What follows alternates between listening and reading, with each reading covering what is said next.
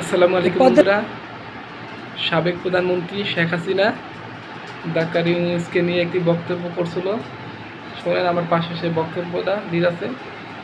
আমাদের এটা এমডি পদের জন্য পদ্মা সেতুর মতো সেতুর টাকা বন্ধ করেছে, তাকেও আবার পদ্মা নদীতে দিয়ে দুইটা চুবড়ি দিয়ে উঠাই নেওয়া উচিত, মরে যাতে না যায়। একটু পদ্মা নদীতে দুইটা চুবড়ি দিয়ে সেতুতে তুলে পদ্মা দেওয়া নদীতে উচিত। 2 বার চুবাইতে চাইছিল এবং সে মরেছে না যায় এও চাইছিল।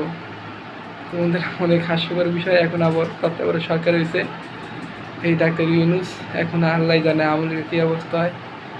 আসলে ডাক্তার ইউনূস ভালো লোক, সুদের কারবার করলে কী হয়েছে, ভালো লোক সে, অত্যন্ত ভালো লোক এবং বিশ্বের কাছে অনেক পরিচিত এবং বাংলাদেশের কাছে অনেক গৌরব উজ্জ্বল একটি লোক। বাংলাদেশের জন্য অনেক সুনাম বয়ে আনবে আশা করি।